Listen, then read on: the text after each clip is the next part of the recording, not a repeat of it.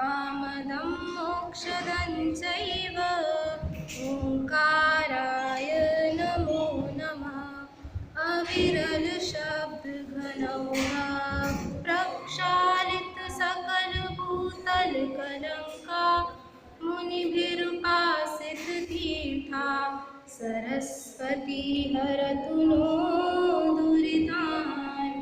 अज्ञानतिमिरान्धानां ज्ञानाञ्जनशलाकया चक्षुरुन्मीलितं येन तस्मै श्री गुरवे नमः। श्री परम गुरवे नमः। परंपराचार्य श्री गुरवे नमः।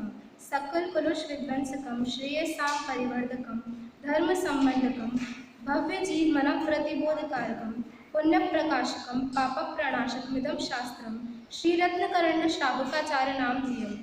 अस्य मूल ग्रंथकर्तारः श्री सर्वज्ञ देवास् तदुत्तर ग्रंथकर्तारः श्री गंधर्व देवाः प्रतिगंधर्व देवास्तेषां वचनानुसारमासाद्य आचार्य श्री समंत्रभद्रदेव विरचितं श्रोतारः सावधानतया शृण्वन्तु। मंगलं भगवान् वीरो मंगलं गौतमो गणी मंगलं कुन्दकुन्दार्यो जैनधर्मोऽस्तु मंगलम्। सर्वमङ्गलमाङ्गल्यं सर्वकल्याणकारकं प्रधानं सर्वधर्माणां शरणं जयतु शासनम्। नमः श्रीवर्धमानाय निर्धूतकलिलात्मने सालोकानां त्रिलोकानां यद्वेद्यादर्पणायते यद्वेद्यादर्पणायते।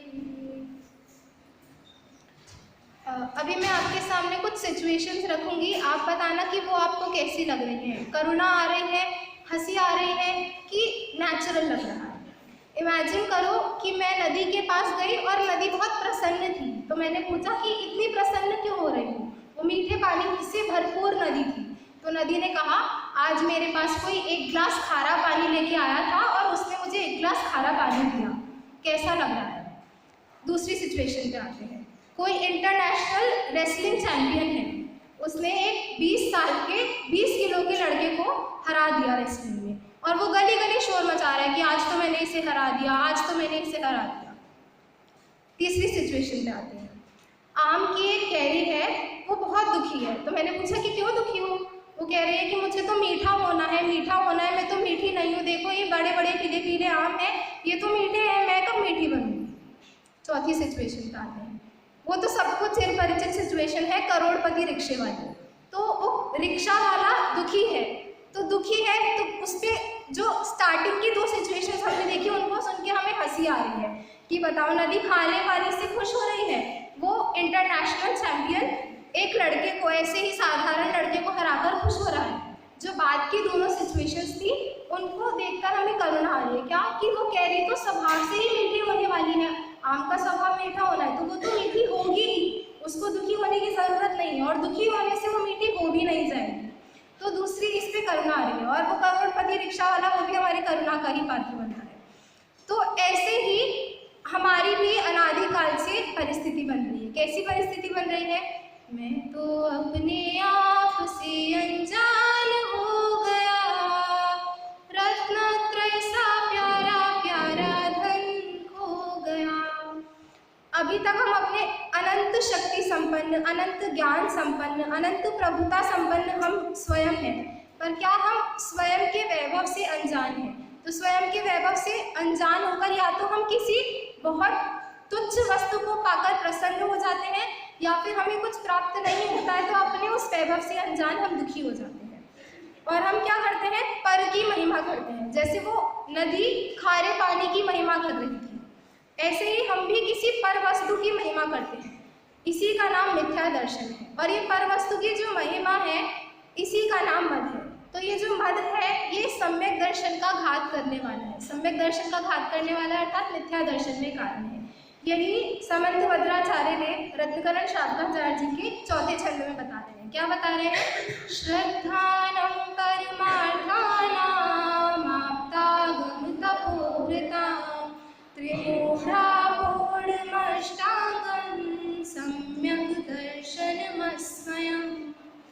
सम्यक दर्शन के लक्षण में क्या बताया कि सम्यक दर्शन अस्मयम, स्मय से रहित होता है।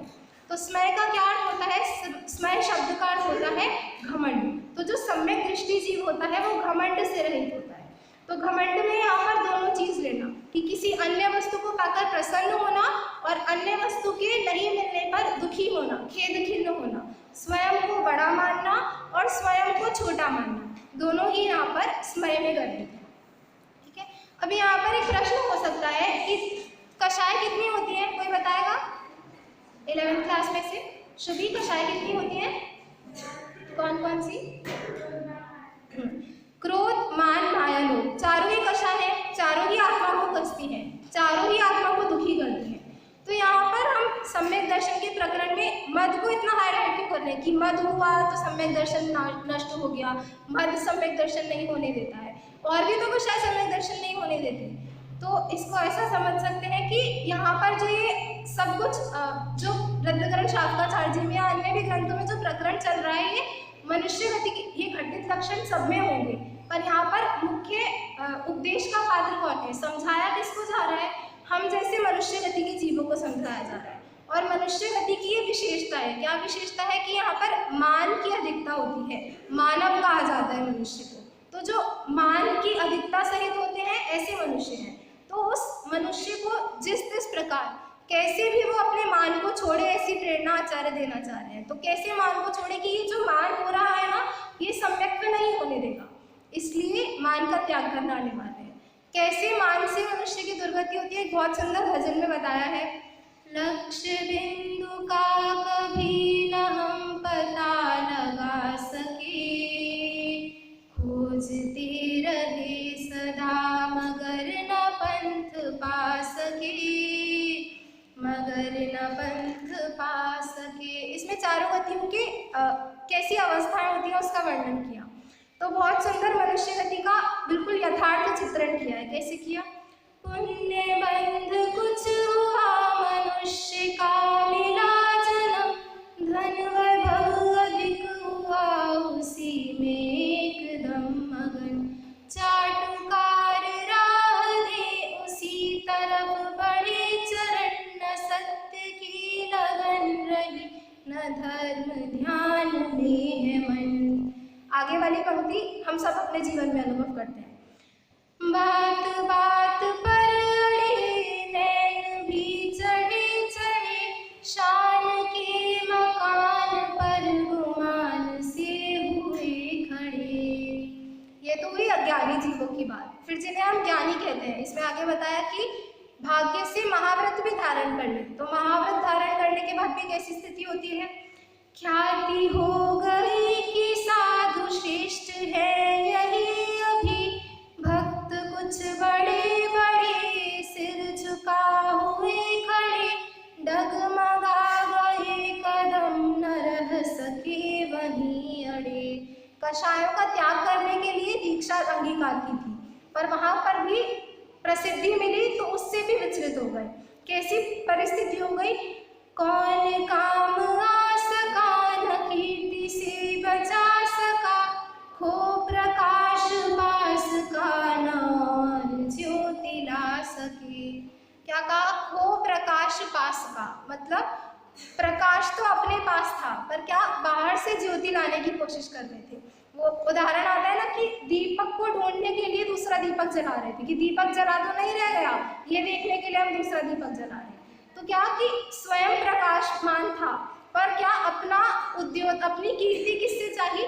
बाहर की चीज़ों से, बाहर की क्रियाओं से, बाहर के संयोगों से, बाहर के संयोगी भावों से जो हमारे को विशुद्ध परिणाम हुए, इन सब चीज़ों से अपनी कीर्ति चाहिए। आत्मा तो ज्ञान स्वभावी है, तो स्वयं का प्रकाश करता है, पर अपना प्रकाश अन्य से चाहा। तो यही मद है। इसी को अब हम ग्रंथ के माध्यम से पढ़ेंगे। रत्नकरण शास्त्राचार्य जी का श्लोक क्रमांक 25, ग्रंथ में पेज नंबर 48 उत्थाने का पढ़ेंगे। अब सम्यक्त्व को नष्ट करने वाले 8 मदों का नाम कहने वाला श्लोक कहते हैं। यहाँ पर क्या कहा कि मद कहते हैं। साधारण रूप से मान कषाय कौन से कौन स्थान तक रहती है, कोई बताएगा? 10वें गुण स्थान में सिर्फ लोभ रहता है, तो 9वें गुण स्थान तक मान कषाय है।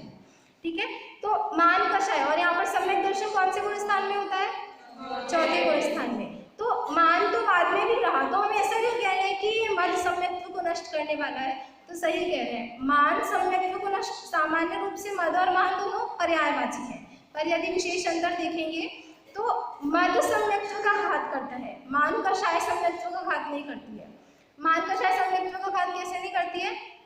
समंतभद्राचार्य का परिचय देखा था हमने प्रारंभ में, ग्रंथ का स्वाध्याय प्रारंभ करने से पहले, तो वहां पर क्या था? वादार्थी विचराम्य हम नरपते शार्दूल विक्रीडितम। तो क्या ये आचार्य का मान नहीं था? एक बार मुझे तो हमेशा से, जब भी ये पंक्ति पढ़ती हूँ तो हमेशा लगता है कि आचार्य है और कितना मान भरी बात कर रहे हैं। तो मान तो था ना आचार्य का? नहीं था, मान था। उनको संज्वलन कषाय जनित जो मान था, अपने दिगंबरत्व का जो स्वाभिमान था वो मान था, मतलब सम्यक दृष्टि को मान होता है। जब वो प्रतिभान योग में हम प्रसंग पढ़ते हैं बाली मुनिराज और रावण वाला, कि वो पर्वत से जा रहे थे तो वो रुक गए, तो फिर रावण को मान हुआ, तो फिर मुनिराज को भी भाग हुआ कि उन्होंने अपना अंगूठा दबाया, तो वो भी तो उनका मान था ना। सम्यक दृष्टि को भी मान होता है, इससे सिद्ध हो गया। ठीक है, बाहुबली और भरत में, जब भरत जी ने बाहुबली को कहा कि आप आइए, अपने दूत से बुलवाया, चक्ररत्न अयोध्या के बाहर रुक गया था, तो बाहुबली ने कहा कि मुझे चक्ररत्न के लिए, मुझे अपने अधीन बनाना चाहते हैं, तो ये भी तो उनका मान था। तो सम्यक दृष्टि को मान तो होता है पर मद नहीं होता। मद नहीं होता मतलब अनंतानुबंधी कषाय जनित जो मान होता है, मिथ्यात्व सहित जो मान होता है वो सम्यक दृष्टि को नहीं होता। अब मिथ्यात्व सहित मान और मिथ्यात्व रहित मान कैसा होता है?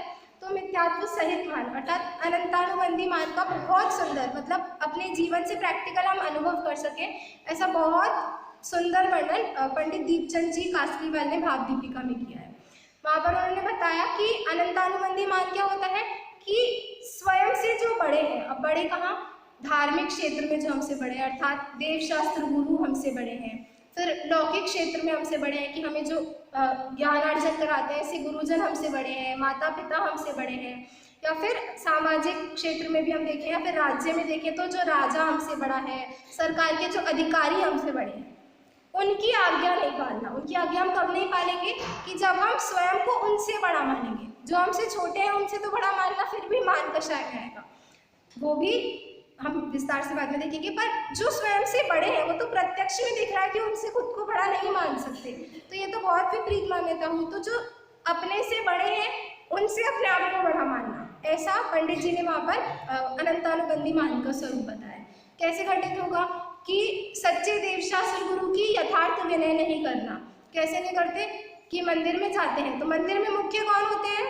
भगवान होते हैं।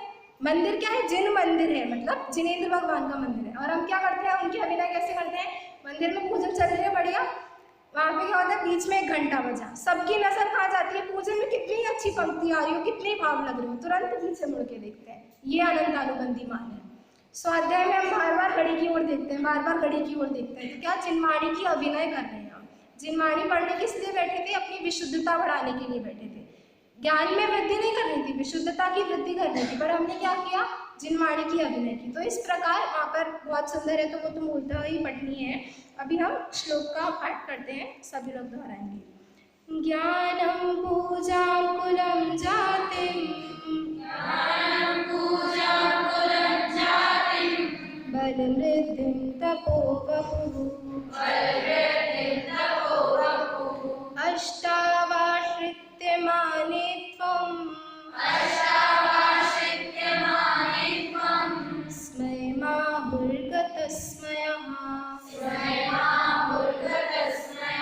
ज्ञानं पूजाकुलं जातिं बलमृद्धिं तपोवपुः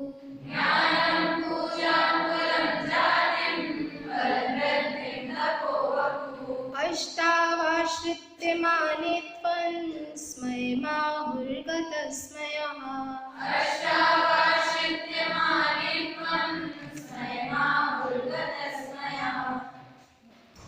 ज्ञानम अर्थात ज्ञान, ज्ञान का मतलब विद्या, कुछ सीख लिया, कोई कला आ गई, ज्ञान। पूजा अर्थात प्रभुता, सब अपनी आज्ञा माने, सब हमारा कहना माने, सब हमें बहुत बड़ा मानते हैं, ऐसा पूजा। कुलम, कुलम कहते हैं, कुल कहते हैं, पिता के वंश को कुल कहते हैं। जातिम अर्थात माता के पक्ष का जो वंश होता है उसको जाति कहते हैं। बलम, बल कितने प्रकार का, भाव दीपिका में 7 प्रकार के बल की बात कही, मुख्य रूप से हम 3 प्रकार का बल भी समझ सकते हैं, मन बल, वचन बल और काय बल। फिर तपो, तपो मतलब बाह्य जो क्रियाएं होती हैं, जो हम अनशन आदि करते हैं, अनशन आदि धार्मिक जो वास्तविक स्वरूप है उसका तो नहीं होता है मत, पर जो बाह्य क्रिया मात्र है वो तप। वपु, वपु अर्थात होता है शरीर, तो अपने शरीर के स्वास्थ्य का, शरीर के सौंदर्य का क्या, अष्टावाश्रित्य, तो अष्टौ आश्रित्य, तो ये 8 चीजें, क्या 8 चीजें, ज्ञान, पूजा, कुल, जाति, बल, रिद्धि, तप और वपु, वपु अर्थात शरीर। तो कौन सी 8 बातें कही, राजन आप बताएंगे?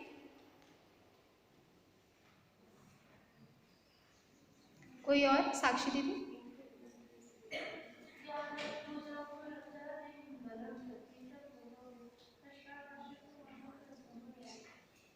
तो इन 8 वस्तुओं के आश्रय से मान होता है, ठीक है। अष्टौ आश्रित्य, इनको आश्रित्य अर्थात आश्रय करके, मानित्वम, मानित्वम अर्थात घमंड करना, मानीपना होना, स्मयम, स्मय अर्थात घमंड, आहु कहते हैं, कौन कहते हैं, गतस्मयः, जो स्मय से रहित है, गत अर्थात चला गया है, और स्मय तो जिनका स्मय अर्थात घमंड नष्ट हो गया है, तो नष्ट हो गया है ऐसे कौन है, ऐसे है वीतरागी, 13वें 14वें गुण स्थान वर्ती, यहाँ पर अनंत परमेष्टि की मुख्यता से कह रहे हैं क्योंकि उपदेश उनका होता है, तो 13वें गुण स्थान वर्ती अनंत परमात्मा। और अर्थ में ऐसा गणधर देव कहा है तो उनको भी संपूर्ण मान नहीं नष्ट हुआ है, पर जितने अंशों में हुआ है तो उस अपेक्षा से वे भी स्मय रहते हैं। अब अर्थ पढ़ेंगे, दृष्टि अर्थ पढ़िए। जिनका मद नष्ट हो गया है ऐसे गणधर देव, उन्होंने मद 8 प्रकार का कहा है, ज्ञान, पूजा, कुल, जाति, बल, रिद्धि, तप, शरीर। इन 8 का आश्रय कर के जो मानीपना होता है उसे समय मद। यहाँ पर फिर से पंडित जी ने टीका में और अर्थ में मद शब्द का प्रयोग किया। तो जो मद शब्द है वो मद धातु से बना है। तो मद धातु का अर्थ क्या होता है कि पागल हो जाना। कैसे कैसे अर्थ दिए शब्दकोश में, पागल हो जाना, मस्त हो जाना, उसी में मगन हो जाना, तो ये सब मद होता है। मद कैसा हमने पढ़ा है ना, मोह महामद पियो अनादि। तो मद मतलब जो हमें मादकता उत्पन्न करे, जो हमारे को भान नहीं होने दे, जो पागल बना दे। तो ऐसा पर वस्तुओं का घमंड होना जिससे हमें कुछ पता ही ना रहे, अता पता ही नहीं रहे, वो मद कहलाता है, ठीक है।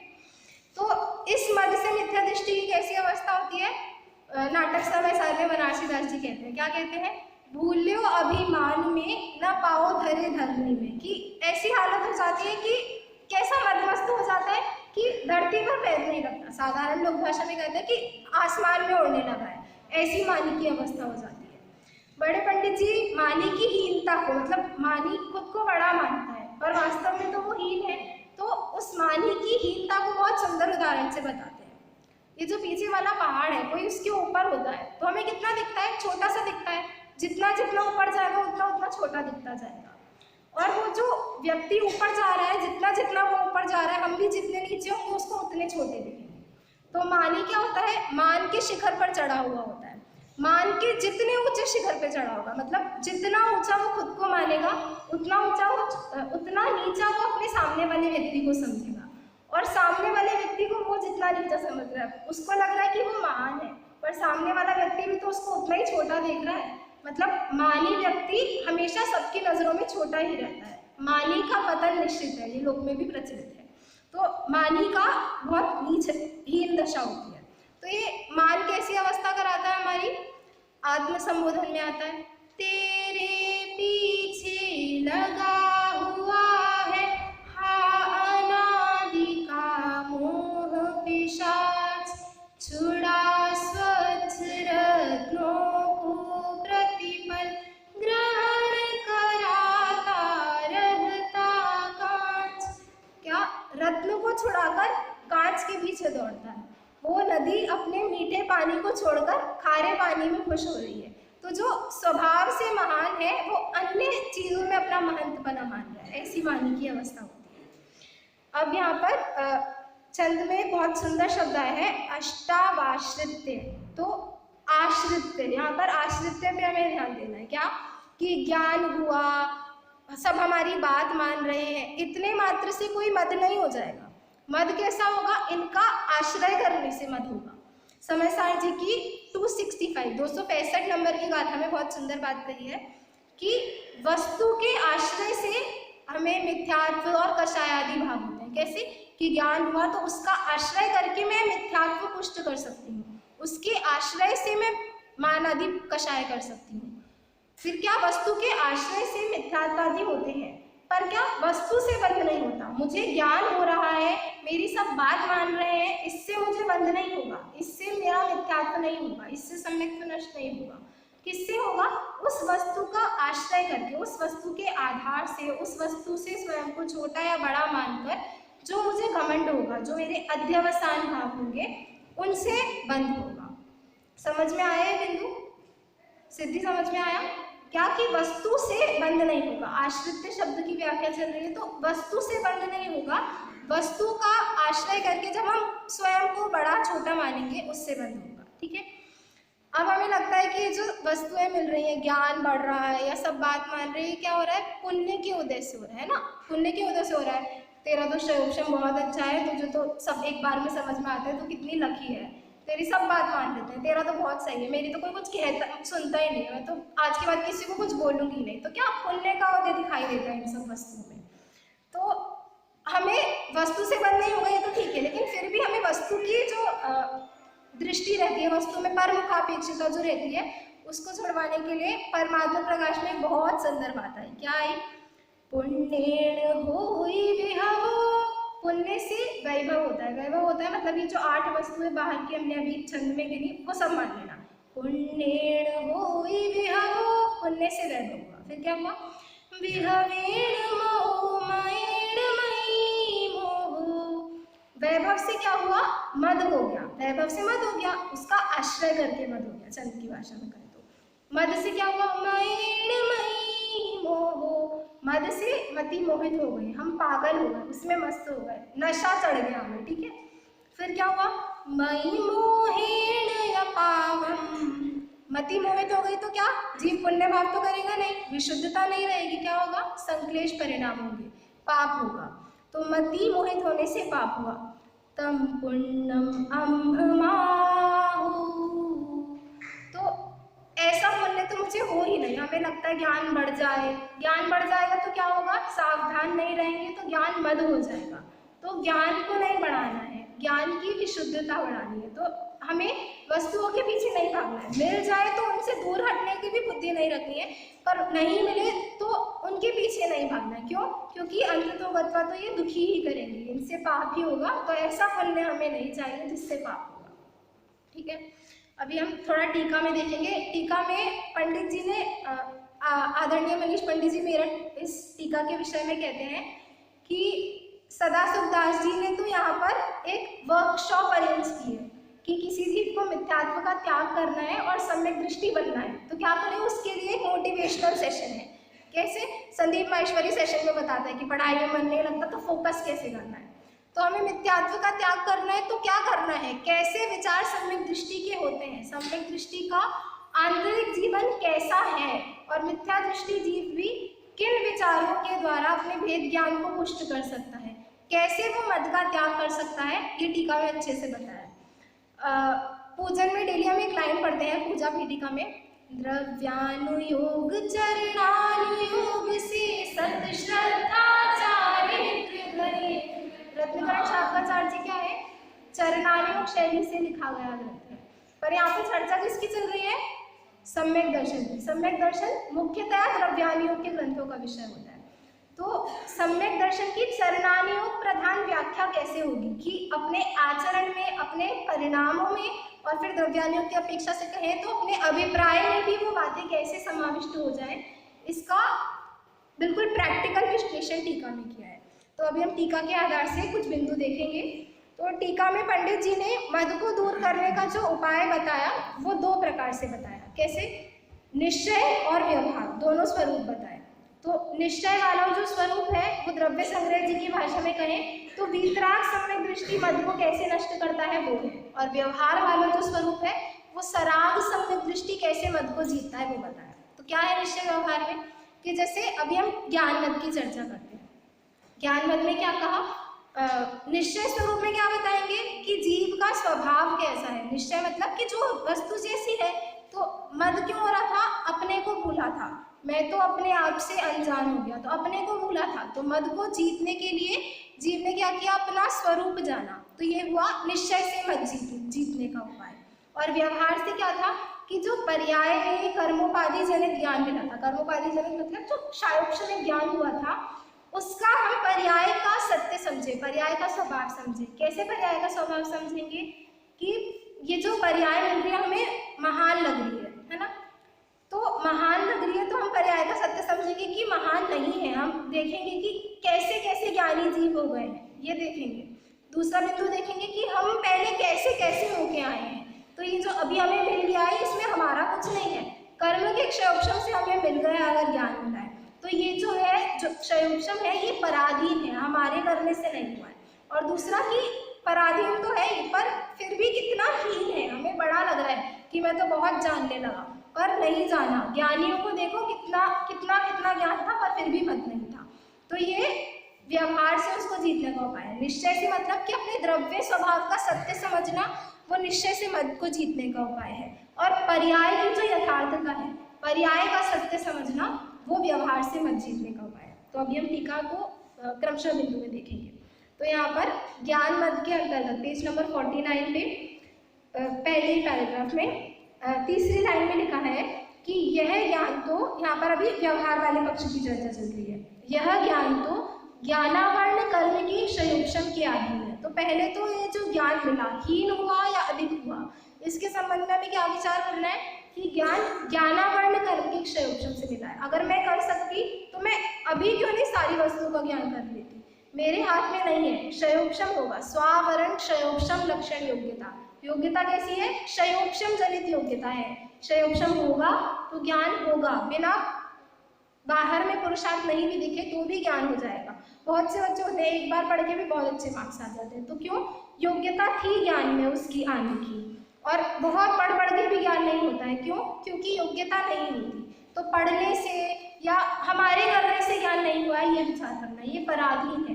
कैसा है, पराधीन है। और कैसा है कि क्षयोक्षम का वास्तव में कोई भरोसा नहीं है। अभी मैं कहूँ कि मुझे इतना इतना आता है, कनिष्ठ उपाध्याय, वरिष्ठ उपाध्याय, शास्त्री प्रथम वर्ष, इतना तो सिलेबस मैंने पूछ लिया है, बहुत अच्छे से पढ़ा है, हमेशा मैं 3 साल से क्लास में फर्स्ट भी आ रही हूँ। तो आप मुझसे कुछ भी पूछ लो, और सच में मैंने अच्छे से पढ़ा भी है, मुझे भाव वासना भी हुई है उन चीज़ों की।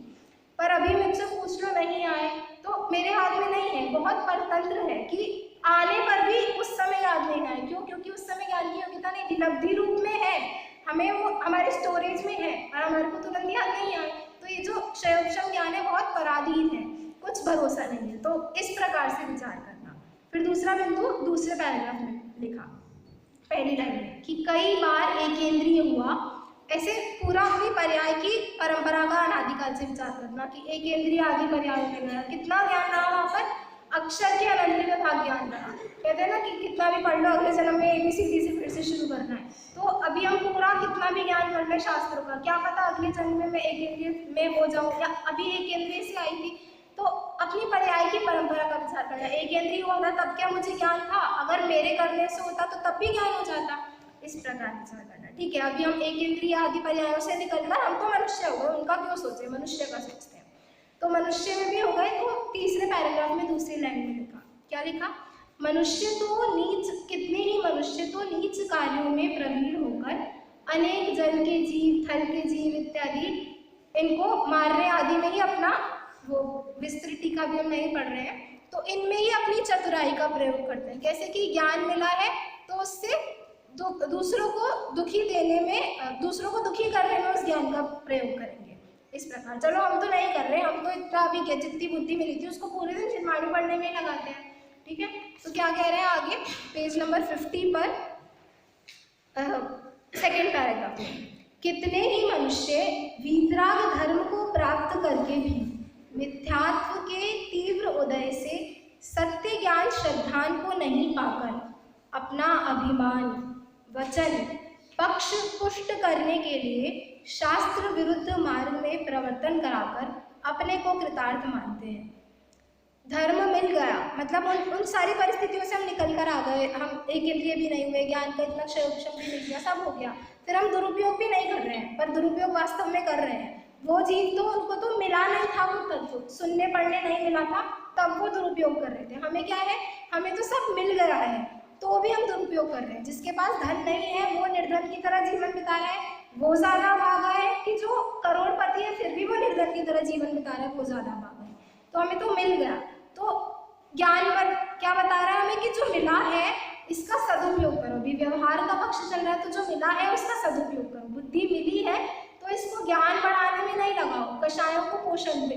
आत्म के अहित विषय कषाय, इनमें मेरी परिणति न जाए। ज्ञान मिला है तो हर क्षण इस बात का भेद ज्ञान होना चाहिए कि विषय कषायों में प्रवृत्ति नहीं करनी है। क्या करना है, अपनी विशुद्धता बढ़ानी है। ज्ञान स्वभावी हो, ज्ञान के होने या नहीं होने से मुझे दुखी या प्रसन्न नहीं होना है, ठीक है। फिर उसके बाद निश्चय वाला पक्ष कहा तीसरी पंक्ति, तीसरे पैराग्राफ में, हे आत्मन, तेरा स्वभाव तो सकल लोकालोक को जानने वाला केवल ज्ञान स्वरूप है। अब एक अपेक्षा से गए तो ये भी निश्चय स्वरूप नहीं है। क्यों? अभी छोटे पंडित जी ने बहुत सुंदर उदाहरण दिया था कि एक बहुत करोड़पति व्यक्ति है, उससे शादी हो गई किसी लड़की की, तो लड़की से पूछा तुमने शादी क्यों करी, तुम करोड़पति हो इसलिए तुमसे शादी करी। तो लड़के को अच्छा लगेगा कि बुरा लगेगा? बुरा लगेगा। तो भगवान महान क्यों है? केवल ज्ञानी है, केवल ज्ञानी है। केवल ज्ञानी है इसलिए महान नहीं है, ज्ञान स्वभावी है इसलिए महान है। अभी भी वर्तमान पर्याय में भी जो हमें एक शब्द आता है सहज ज्ञान, सहज ज्ञान के कारण मैं महान हूँ, वो पर्याय में जो प्रकट हुआ उसके कारण महानता नहीं है।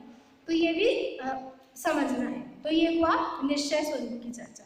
तो अब आप इस सब के उपसंहार के रूप में क्या समझ सकते हैं, तो पेज नंबर 51 पर सेकेंड पैराग्राफ में क्या करने योग्य। अब हम प्रवचन से इतनी देर में हमने स्वाध्याय किया, तो उसका हमें क्या समझना है, करना क्या है इन दी एंड।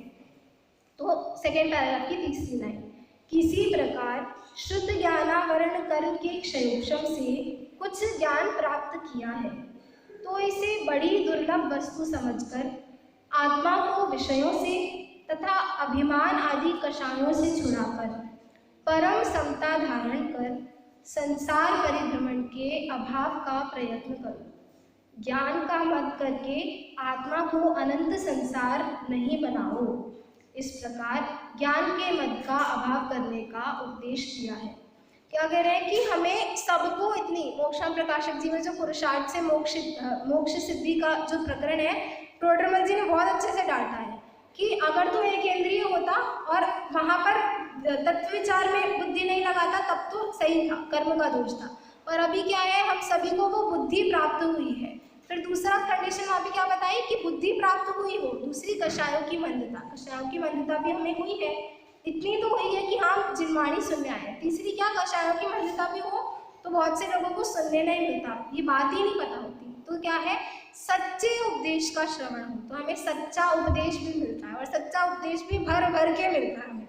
तो सच्चे उपदेश का श्रवण हो तो क्या करना जीव को, तो तत्व विचार में अपनी बुद्धि लगाना, एकमात्र यही हमारा पुरुषार्थ है, तत्व निर्णय में बुद्धि लगाना। तत्व विचार में अकेले नहीं, तत्व विचार करते करते तत्व सुनो, तत्व सुन के तत्व विचार करो, और तत्व विचार में भी विचार के लिए विचार नहीं करो, तत्व निर्णय के लिए विचार करो।